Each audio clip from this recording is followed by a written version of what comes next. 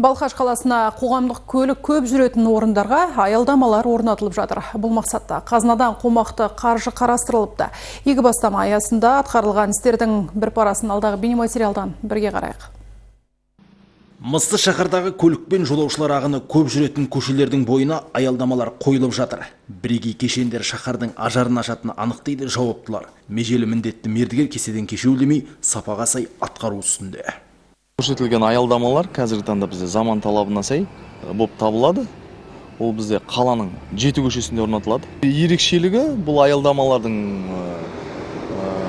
шамдары бар, жарқырап тұрған шамдары бар. Жұмыс сапасын қадағалау бөлім қызметкерлерімен, депутат мәслихаттармен, қоғамдық кеңестермен бірлесе жүреді. Жалпы 30-дан астам аялдаманы орнату үшін қалалық қазынадан 100 миллион теңге бөлініпті. Олардың арасында біреуі жыл аялдама. Тұрғындар автобус күтетін жерлерге кешендер стандартқа сай орнатылуда. Бірақ қазіргі таңда өте жақсы халықтың көзқарасы жаңа аялдамаларға.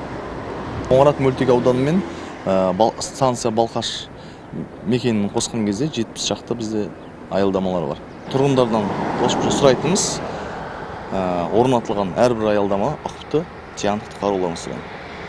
Шаһарда инфрақұрылымды жақсарту мақсатында 55 контейнерлік алаң, 275 контейнер, 377 қоқыс жәшігі, 16 лед модуль орнатылыпты. Ал ерекше аялдамаларға қаралған халықтың көзқарасы оң. Жауапты мердігердің тәжірибелі жұмыскерлермен арнайы техникаларда баршылық. Жоспарлы жұмыс жақын арада аяқталады деп отыр сала мамандары. Балқаш қаласында биыл 34 аялдама жаңартылуда. Өздеріңіз көріп тұрғандай, аялдамалар қазіргі заманның сұранысына толықтай жауап береді. Ағаш орындықтар орнатылған, жан-жағы шыныменен қапталған.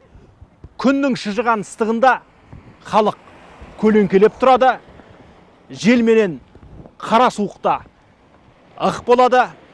Жанбота Рахметуллаұлы, Қабыл Байдуллаұлы, Сарыарқа телеарнасынан арнайы Балқаш қаласынан.